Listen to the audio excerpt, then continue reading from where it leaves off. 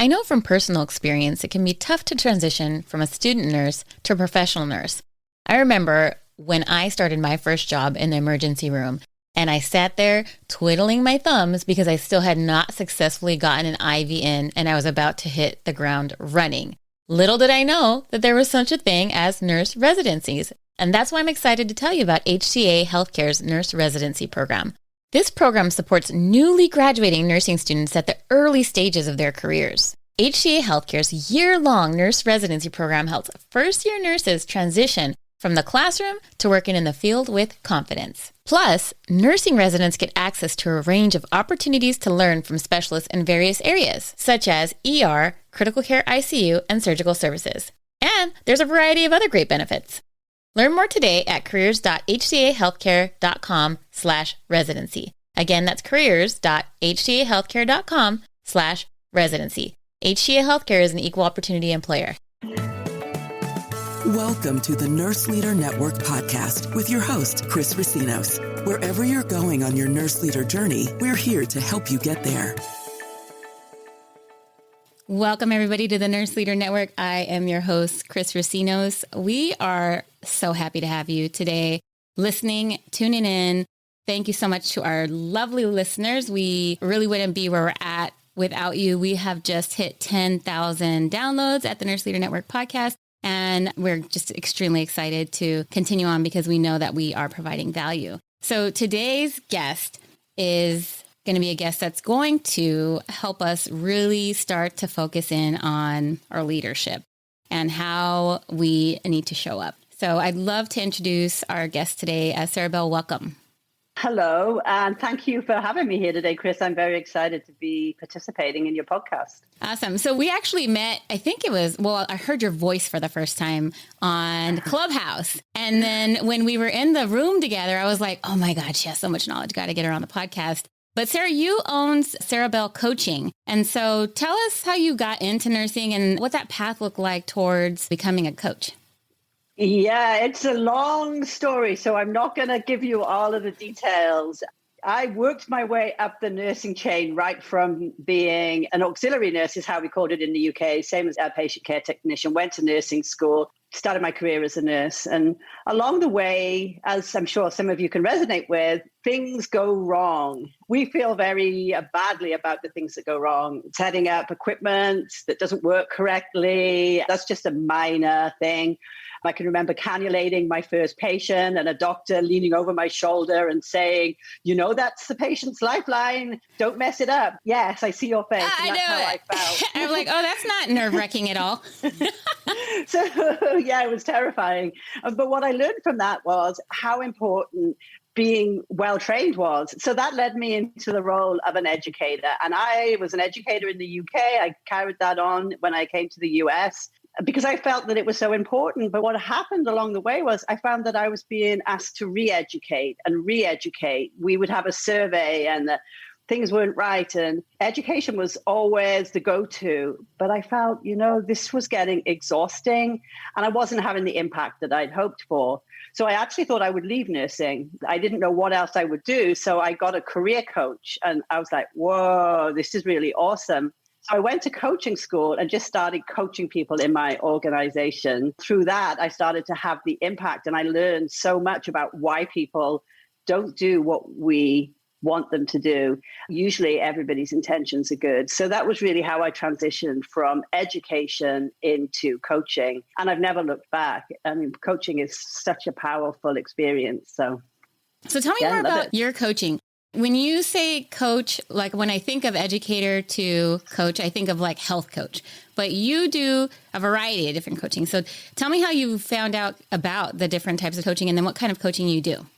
Yeah. So when you start going to coaching school, all of these different opportunities are in front of you. They're like, oh, it's like being in the candy store and not knowing what candy to choose. And I fell into coaching nurse leaders in leadership just because it was a natural transition in my career at that time. I was moving into a division where we were taking care of facilities that were struggling, and our job was to turn them around. And so I took on the role of a coach for those nurse managers. So it was just a natural progression, but it gave me such an amazing insight into challenges that nurse leaders have that they don't always share openly, especially with their supervisors. And that was kind of quite sad. And I resonated with many of them because I'd been through those experiences myself. And so that is really how I moved into leadership coaching. Now, first of all, I want to go back to you lived in the UK, you came, and now I think you said you were in Texas before, right? I'm in Texas. Yeah, yes. You totally have a Texas accent, by the way. Yes.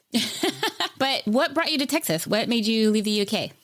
Well, this was 20 years ago. And my husband, who wasn't my husband then, was being relocated for 2 years. So I thought it would just be a fun 2-year trip, learn a little bit about the US, and then I would go back and no, here I am, still here. We sucked you in. Yeah, you did. Hook, line, and sinker. Yeah. So speaking about, like, you said that you realized that there were struggles that the nurse leaders were having that they weren't sharing. Is that something that you would say is common in the UK too? Like, is that just internationally we have issues with that? Or is that something that we would see more prevalent in the US? No, obviously this is only based on my experience and my opinion, but I think that this is not just in the US. I've experienced the same scenarios in the UK, especially when it comes to taking on management positions and how great nurses, everybody loves them. And so we promote great nurses into leadership roles, but without preparing them for what that leadership role is. Some nurses take it on and they're amazing and they don't struggle. But my focus is on those that were great nurses, are great nurses, and they just weren't aware of what the expanded role of a leader was, and they struggle in that area. What percentage I think that. Oh. No, I was just going to say, I think that's across the board, UK, US, and probably other countries too. Okay. For those that are listening and they're like, oh man, I'm one of those nurses that's struggling. Like, how common would you say that is? Is that like half of the nurses that go into leadership or, kind of go in and have it and half are struggling? Because when I look at myself, I'm like, wow, I put my hand up. Like I was one of the strugglers. Yeah, I think it's the majority of nurse leaders. There are some nurses who set out at the get-go that they were going to move up through the ranks in the organization, and they were always aiming to shoot higher. And so I think those nurses were much better prepared because they were researching it and they were learning it before they went there. But a lot of nurses just get there because they were great at their job. And we see them struggle, and that just like breaks my heart, really. It's sad. What are some of the things that you said that there's things that they wouldn't share with their supervisor? What are some of the things that you've seen that they don't share? So they share the problems with their staff. They share their lack of satisfaction with the resources they're getting. They want to hire more people, and then all of those things they share. What they don't share is their insecurities, what they're afraid of, and the reasons why they make the decisions that they make. So none of us just randomly makes decisions, but I think most people, not just nurses, hold those insecurities close to their chest. And by talking them through with a coach, they're able to unravel that thought process and look at things from different perspectives.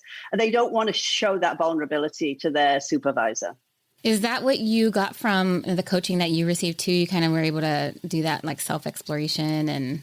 Oh, yes. And I still work with a coach because I figure there's no end to this, right? There's just stuff that every day something new comes up and I'm like, oh, why am I so nervous about this? And I work through that with my coach. A coach's coach. That just goes to show that like all of us could use that support, right? It doesn't matter. Even if you are a coach, like you told, it's kind of like the therapist, right? Like when you're a therapist, it's recommended that you have a therapist. Yeah, exactly. And what I try to explain to nurses, because sometimes they feel like they see it as, oh, I'm not good enough and therefore I'm being asked to work with a coach. But to remember, executives in organizations pay thousands and thousands of dollars to work with a coach so that they can improve and get better at their job. Coaching is not a punitive thing. It's actually a resource to help anybody get from where they are now to where they want to be in the fastest possible way. Yeah. The facility that I came from as a nurse executive, I had an executive coach.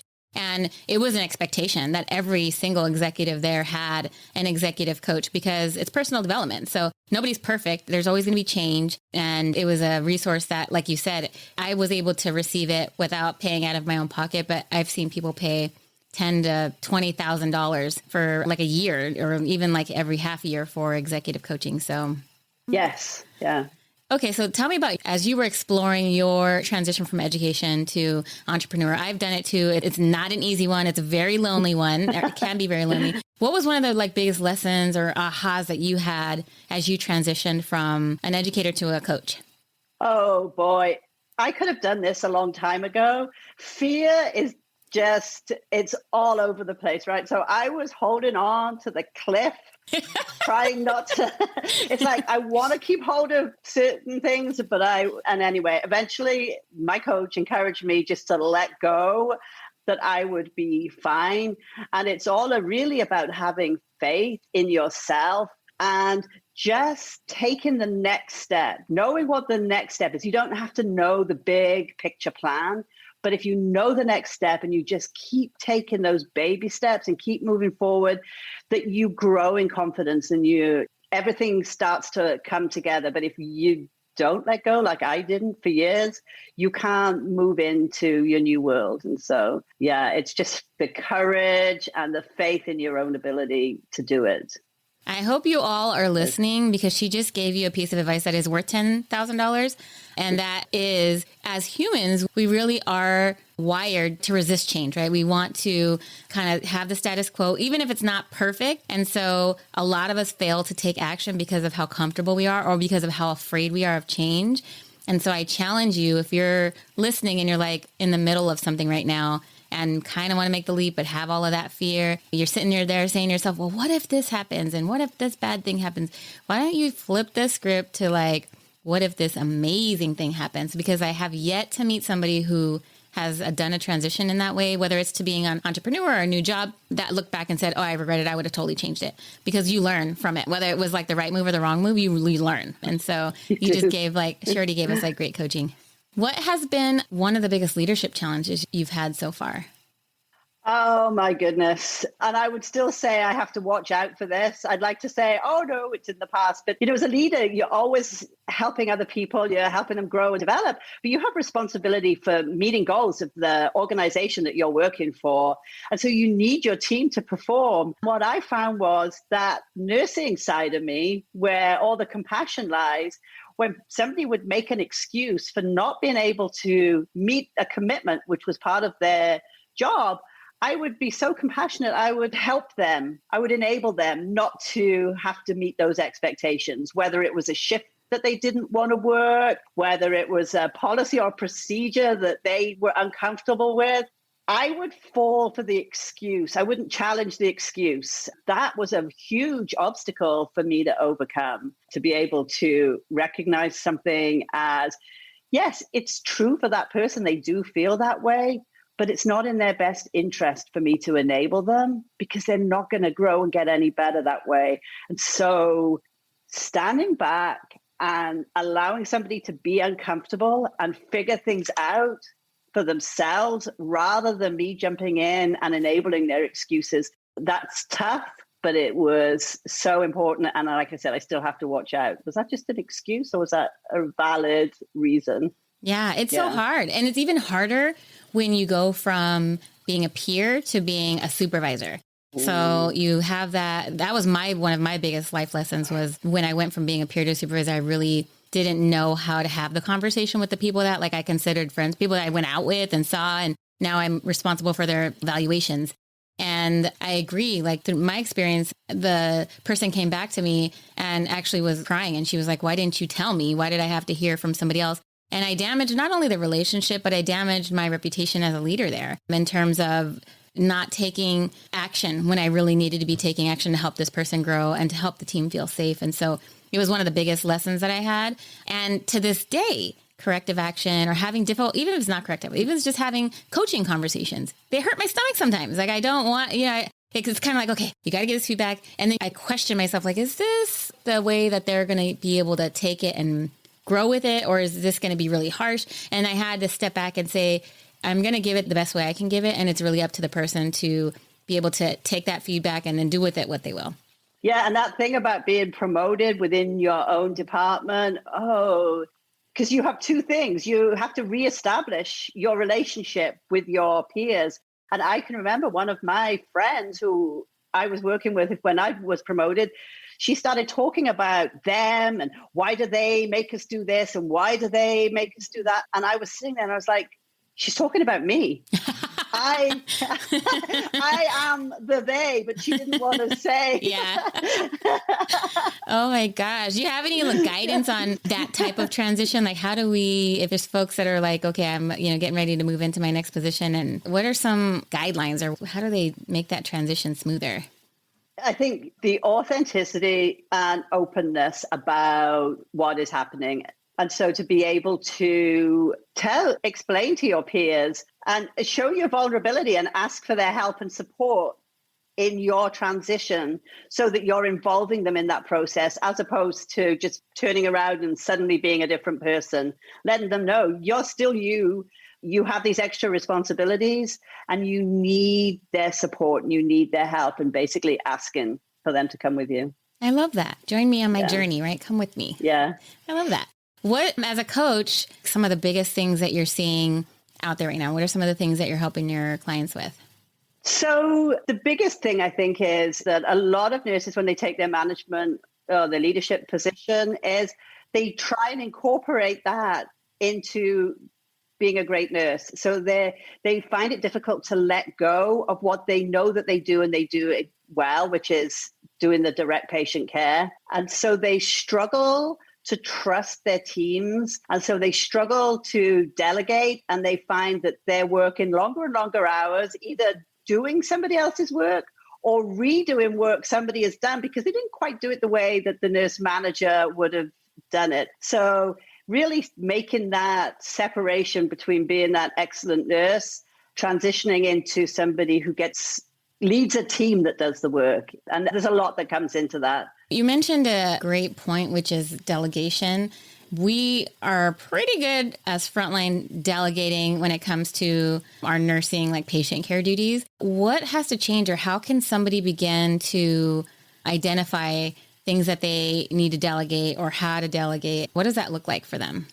What I always recommend is look for the small things to begin with. I've got a background in dialysis, and anemia management is a huge responsibility for nurses taking care of dialysis patients. So it's something that they would love to delegate, but they don't, because they don't know where to start, and it feels it's too important and it's too big. They better hold on to it themselves. But if you start looking for the little things like, can you run the reports for me? Or can you talk to the patients about their medications, and gradually bring somebody into that bigger process, allowing them to be successful with the first step and then delegate in the second step, rather than trying to delegate a whole big process at the same time. Yeah. And so that way you're both learning together. I do like that, because I've seen scenarios where you go and delegate an entire process and then maybe you're a little hands off, and then at the end you're like completely disappointed. And it really was like not their fault. It was yours because you didn't communicate exactly, or maybe you communicated and it wasn't clear, or we're all subject to interpretation here, but I like that, taking that step approach. And the oversight of delegation, I hear nurses say, well, I don't want to micromanage people. So I don't want to, but provide an oversight and checking in to see how things are going. So you as the leader can see they are moving along, that you're not going to have that surprise when the deadline comes and you're like, they didn't do anything. Well, if you're checking in along the way, you know what help they need, where they're getting stuck. So oversight is not micromanaging. What's the difference? Like, how do you know when you're micromanaging versus when you're giving like appropriate oversight? Yeah. So when you're micromanaging, somebody has done something and it's okay the way that it is, but it's not the way I want it to be. So I ask them to go back and do it specifically how I asked in the first place. Even though the result is fine, you've got to allow people to develop their own way of doing things within guidelines. And you're going to be micromanaging if you want them to do everything exactly the same way that you would do it. That shuts people down. Yeah, for sure. And then when it comes to regular oversight, what would be, let's say, for example, you have a project that is going to take like a month. What do you think typical check-ins or oversight would look like for those that are like, okay, well, I don't want to become a micromanager, but I want to make sure, I'm checking in enough. What would you recommend? You can ask the person that you're working with, say, okay, I want to make sure you're going to be successful. So that's the number one. The reason why you're checking in is their success. And then you can ask them, how would you like me? And then you can give some suggestions. If they're not certain, you can say, well, we can meet every week, or you can send me reports, or what works best for you. And so you make it a mutual arrangement or agreement rather than just being about you and what you want. Oh, okay. All right. I love that. So if I have listeners that are on the line right now and they're like, wow, this is really valuable information, I think I might be interested in a coach. What kind of support do you provide with your business? So my core program is called Rookie to Rockstar, and it's for nurse managers who, I say new nurse managers, but really anyone with less than 2 years experience who is struggling. Because the first thing I do is go through what being a leader is. Oftentimes I ask a nurse manager, so tell me about your leadership style. What type of leader are you? And they're not really sure because they never thought about it ahead of time. So I talk a bit about that, what the expanded role is. And there's a lot of activities where people move into that role. And then I do a lot of coaching around how to recognize your own struggles and how to shift yourself. I call it drama, out of drama, because, and then coaching the nurse manager, how to lead your team. You talked about change. Change is one of the biggest challenges for any leader. So that always brings about resistance and struggles. And so the leader themselves has to move themselves forward first, because we don't like change either, just like everybody else. I know, right? So we have to teach us. And then I help the nurse leader learn how to connect, engage with their team so that they move forward as well and support whatever the direction is the team is going in. Okay, awesome. So, yeah. It's about a 14-week group coaching program. Oh, okay. Do you have something like after they've graduated, I can imagine that they're like, okay, I'm ready for the next. Are you working on any other programs, or do you offer any other services? I do. One of the things that comes out of Rookie to Rockstar is how important it is to be a coaching style leader. And so the next level is a program. It's not my program, but it's a program that I'm certified in that I absolutely love. And it's called Conversational Management. And it teaches a leader how to have powerful conversations with their team members so that they can help their team members grow, develop, and get stronger in their roles. Oh, I love it. Yeah. Awesome. Yeah. Well, Sarah, this has been a great talk. I mean, you've given us so many little nuggets. If folks are interested in finding out more about you and your coaching, where can they find you? Yeah, my website, www.bellscoaching.com. Awesome. And then you're also are you still on Clubhouse? I dip in and out of Clubhouse, yes. I'm still figuring Clubhouse out, but it's a great platform. I would recommend. I love going into the room. So you can find me there. And LinkedIn is my main social media platform. Awesome. Thank you. Well, it's been great. I look forward to connecting with you again, because this will not be the last. And I hope you have a great rest of your day. Yeah, I will. Thank you. And you too. Thanks for the opportunity, Chris.